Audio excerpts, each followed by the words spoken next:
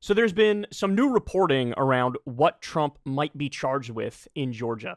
And one of the things that we talked about on this show is that there's a RICO statute that may be invoked. Now, RICO laws are basically about organized crime and about the mafia and mob bosses. And it's a way to say it's not just like one individual crime, which is its own thing. It's actually connected to a network of other crimes. And there's a lot of moving parts to the criminal conspiracy. And so that's what you use RICO laws for, is to go after basically organized crime.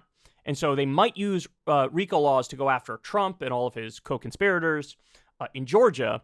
But we just got some new evidence as to what they may have cooking up there. So this is in CNN. They say, exclusive, Georgia prosecutors have messages showing Trump's team is behind voting system breach. They have evidence of this. There's a whole new ballgame with a whole new crime. So they say the following. Atlanta area prosecutors investigating efforts to overturn the 2020 election results in Georgia are in possession of text messages and emails directly connecting members of Donald Trump's legal team to the early January 2021 voting system breach in Coffee County, sources tell CNN. Fulton County District Attorney Fani Willis is expected to seek charges against more than a dozen individuals when her team presents its case before a grand jury next week. Several individuals involved in the voting system's breach in Coffee County are among those who may face charges in the sprawling criminal probe. Investigators in the Georgia criminal probe have long suspected the breach was not an organic effort sprung from sympathetic Trump supporters in rural and heavy Republican Coffee County, a county Trump won by nearly 70% of the vote.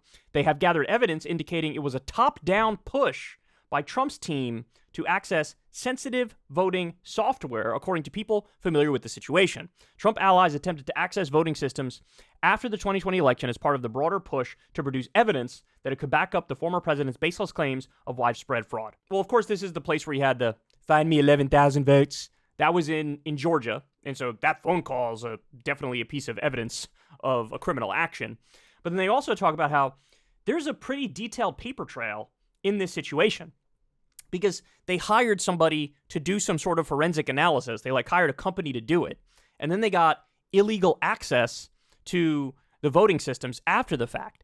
And they say the person who was basically the head of the voting system in this county in Georgia hand wrote a letter inviting them to illegally breach into the system, which is astonishing. Now, the first time I read this, I got to be honest with you guys, my thought was, well, hold on. If it's the head of the voting system in Georgia, in this county, that invited them in, then I don't quite understand why that would be illegal. Because my assumption was, why wouldn't this person have the authority to allow some sort of a forensic analysis? But it was explained to me in pretty simple terms. That's like saying, just pick a random store, or go Walmart or Target. If you have a Target manager at a particular store who invites somebody to come and steal $500 worth of goods, does it all of a sudden make it legal because a manager gave you the green light? No, it would still technically be illegal. And this person did not have the authority to allow them to breach this voting data. It's basically tampering with the votes, and it wasn't approved. Now, would anybody have the ability to approve something like that? I don't know. Potentially, if you go up the line, maybe the Secretary of State, maybe the governor, maybe the Supreme Court. If there was a case that went all the way to the Supreme Court, maybe in a situation like that, they can approve it. Like in Arizona, for example, they wanted an audit of the vote, and there was a process whereby they did a legal audit of the vote count. And by the way, in Arizona, as you all know, Joe Biden actually ended up winning by more than we thought he won by on election day when they did the audit, when they did the recount. But there was no such process in this Georgia county. It was basically a very pro-Trump head of the voting system in that county in Georgia, and they hand wrote a letter, which is evidence of a crime, to Trump and, his top officials. And then Trump and his top officials hired this company to go in there and get this data. And this is all in contravention of the law. Yet again, it's like their own stupidity got in their way, and they left a paper trail of their crimes. I told you guys this, and this was the heart of the debate between us and Michael Tracy during Crystal Kyle and Friends. If all you had was Trump giving rallies and saying, I won the election, and lying about it and being wrong about it, but if that's all that happened, there is no crime there. He's allowed to say something untrue. He's allowed to say something even that's a lie. It's not illegal for him to say those things.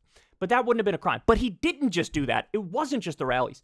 Even if there was just a January 6th, but no fake elector scheme, even in that scenario, while you might be able to try to charge him with like inciting a riot or something like that, I still think it's a hard case to prove because Trump can point to 5 or 6 things he said on January 6th, which was him talking out of both sides of his mouth, where he said, go home in peace, leave our officers alone, blah, blah, blah. You guys know the drill. We went over it at the time. He gave himself enough legal cover to put reasonable doubt in somebody's mind where it's like, well, did he really want this to happen? I don't know. Morally and ethically, I think he's culpable for what happened because he egged them on all the way and really did want them to do it and sat back for over an hour as they were wreaking havoc. And then afterwards, he came out, oh yeah, go home or whatever, right? But still, legally, it'd be a hard case to make. Again, that's not what happened either. He didn't just do the rallies. There wasn't just a January 6th. The real crime was the fake elector scheme where they left a paper trail of fraudulent documents. They tried to defraud the United States of America, and they tried to do what's called a conspiracy against rights, which is effectively disenfranchise millions of voters in these states. If the scheme worked, he would have disenfranchised millions of voters and stolen the election. So it was a conspiracy to steal an election. He left a paper trail of his own crimes. They keep leaving paper trails of their own crimes. So honestly, the more I read about this case, the more it seems like an open and shut one. I mean, I still think the easiest one is the classified document stuff. Seems very open and shut, very clearly obstructed. They have ironclad evidence of obstruction. So that'll probably be the easiest. That'll probably come first. But these other ones, man, it seems pretty straightforward. And the fact that we got this story and we know that they have this sort of evidence, very, very damning, which, by the way, final point, this is why he's going all in and smearing Fani Willis and smearing the judge in the case and smearing Jack Smith, is because he feels like in a court of law, I am going to lose. So I need to win in the court of public opinion.